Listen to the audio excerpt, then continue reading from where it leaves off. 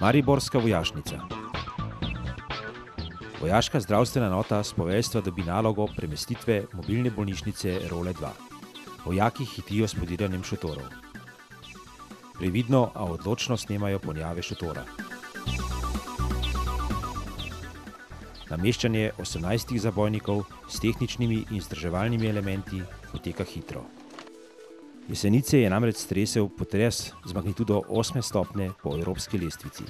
Nesreča je obsežna, otežena je vožnja z avtomobili, rušili so se objekti, dimniki, mostovi, sprožili so se plazovi, tudi karavanškemu predoru ni prizaneslo. Ljudje so ujeti v ruševinah.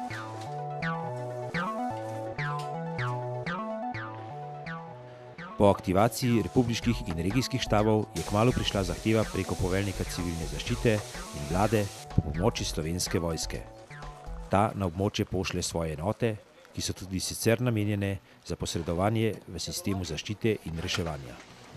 Naslednji dan, ko so v enoto dobili obvestilo o naravni katastrofi, je vojaška mobilna bolnišnica že na poti v Jesenice.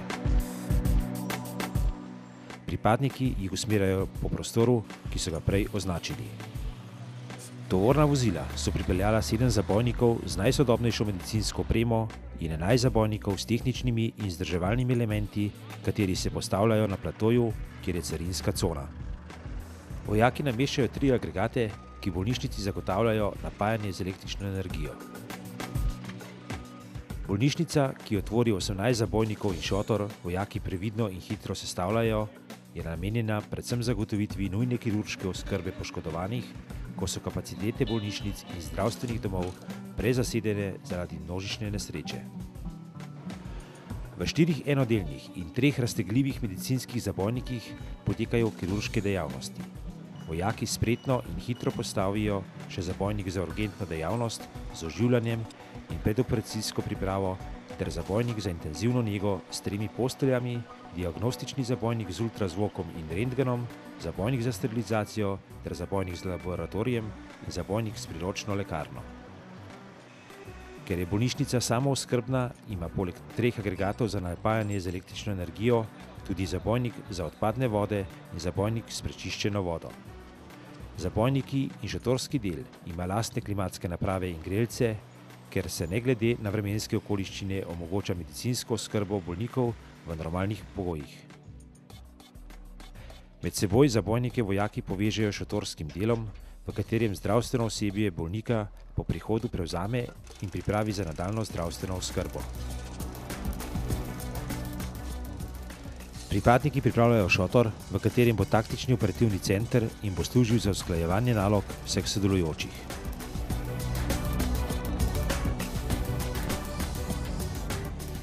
Poleg bolnišnice so uredili poljsko kuhinjo, kjer vojaki po celodnevnem sestavljanju počijejo in pojedo toplov obrok. Vojaki nadaljujejo z nameščanjem plošč, na katerih bo stal šotor za sprejem bolnikov. Vsak del na svoje mesto, tako da je pravilno nameščeno, skrbi skoraj 50 pripadnikov z različnim tehničnim znanjem.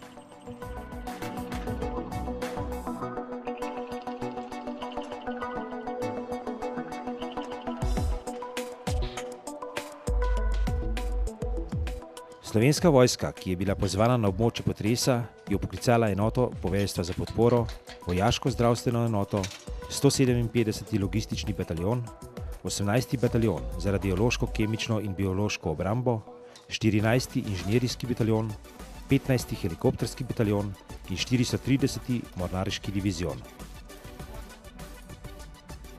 Reakcijski čas, ki ga imajo na voljo, je 72 ur, da se zberejo in gredo na območje, kjer je civilno prebivalstvo potrebuje.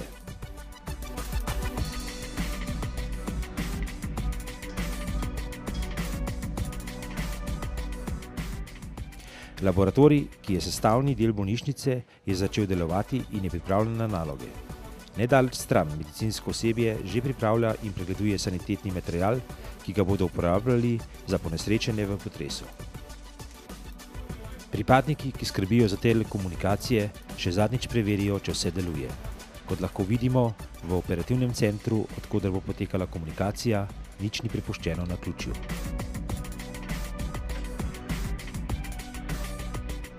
Ekipa Slovenske vojske s štabom civilne zaščite zagotavlja telekomunikacijsko in informacijsko podporo, pretok informacij in povezavo radijskih sistemov. Sprav danes smo na področju Jesenic zbrali v bistvu skoraj vse kapacitete, ki jih ima Slovenska vojska, od premične bolnišnice ROL 2 do mostu 14. inženirskega bataljona, veterinarske enote, potapljačev Slovenske mornarice, helikopterja Medevak in smo nekako na enem mestu skušali prikazati delovanje vseh teh naših zmogljivosti.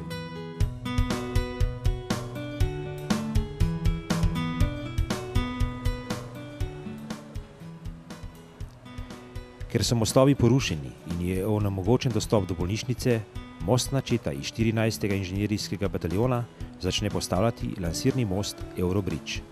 Le-ta bo omogočil prehod reševalcem v najkrajšem možnem času do ranjenih in ujetih v ruševinah.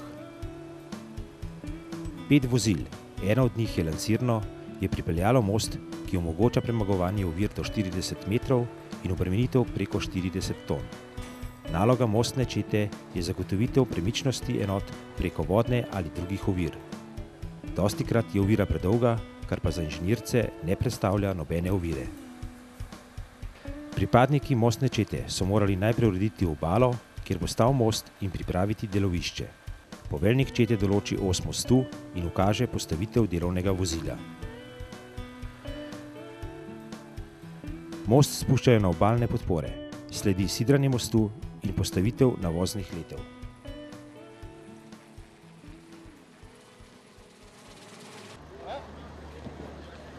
V sklopu te vaje bomo preverili zmogljivosti in pa enote, ki jih sicer uporabljamo za strogo vojaške namene.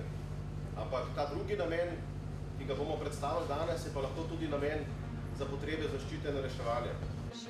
Gasilci iz porušenih objektov nosijo poškodovane, ki jih glede na poškodbe nameščajo v triažna območja. Medtem ko gasilci prinašajo prve ranjene in jih zdravnik pregleduje, pri enem od poškodovancev ugotovijo hude notranje poškodbe. Zdravnik zahteva prihod vojaškega helikopterja na kraj nesreče.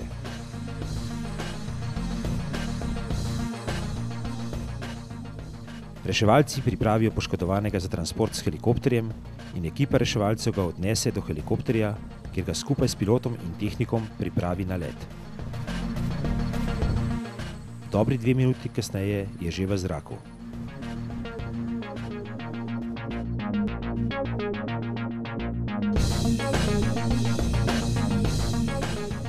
Helikopter kmalu pristane na območju, kjer je nedaleč stran postavljena mobilna bolnišnica ROL 2.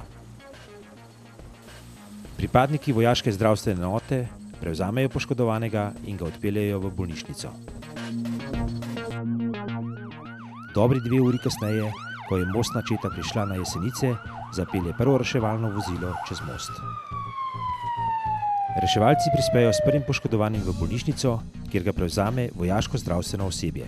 Mobilna bolnišnica lahko zagotavlja triažo do 12 poškodovancev, njihovo oživljanje ali zdravljenje.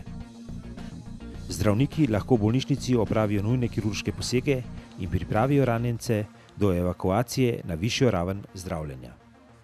Poškodovanega prevzame zdravniško osebje, kjer mu bodo izvedli nujno potrebno operacijo. V bistvu smo poskusili in kako pravzaprav ta vojaški sistem funkcionira tudi v civilni sferi, se pravi za civilne namene. In moja ugotovitev je, da je popolnoma kompatibilen, saj sem danes delal z ljudmi, ki so prišli iz bolnice Jesenice, tudi jaz osebno delam tam, in smo brez vsakih težav, vseh problemov delali z opremo, ki so jo tudi oni prvič videli, ne nazadnje pa medicina skupni jezik, ki ga vsi govorimo enako. V tem času delo v taktično-operativnem centru nedaleč od bolnišnice poteka komunikacija z enotami na terenu. Usklajujejo naloge in poročajo o že izvedenih. Kmalu po pristanku helikopterja dobijo klic, da je v reki nedaleč od njih ujeto vozilo z 2 potnikoma. Na kraj dogodka napotijo pripadnika 430. mornariškega diviziona, potapljača reševalca, ki začneta z iskalno akcijo. Potres je namreč zrušil most, na katerem je bilo vozilo in se je zagozdilo pod jezom. V vozilu se nahaja voznik, ki ni utrpel hujših poškodb. Medtem potapljača nameščata poškodovanega in plovec na nosila, in ker je poškodovani pri zavesti, jima pove, da je bil z njim v vozilu še en potnik. Evakuirata ga na nosila, ki so prilagojena za reševanje iz vode, so plovna in tako preprečujeta, da se poškodovani potopi. Ko predata ponesrečenega reševalcem, se opremita za reševanje drugega ponesrečenca.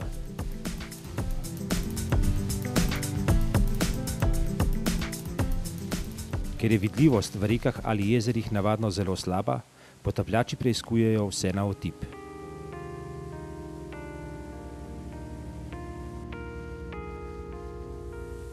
Potapljača sta odkrila utopljenca in izvedeta evakuacijo utopljenega. Predala sta ga v skrbo medicinskemu osebju, sama pa sta se vrnila k vozilu. Začela sta z nameščanjem dvižnih trakov na vozilo.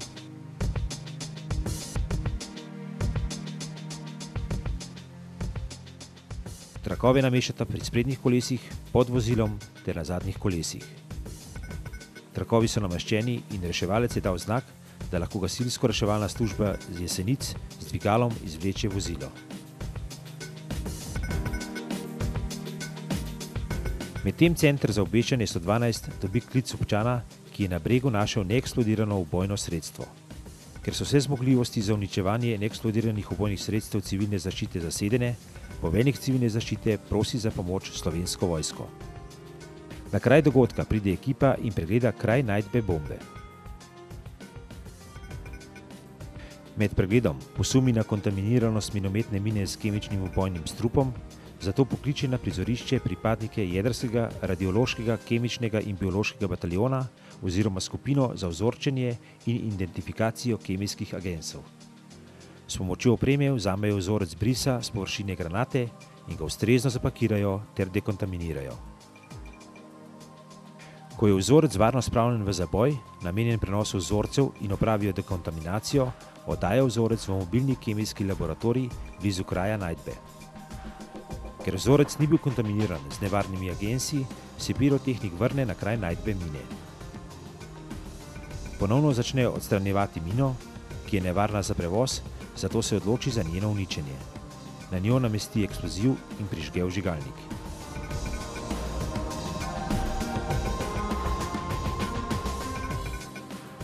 Reševalno vozilo Splošne bolnišnice Jesenice, ki prevaža ranjenega iz predora Karavanke, tako pred območjem bolnišnice Role 2, prevzamejo pripadniki 18. bataljona za jedrsko, radiološko, kemijsko in biološko obrambo.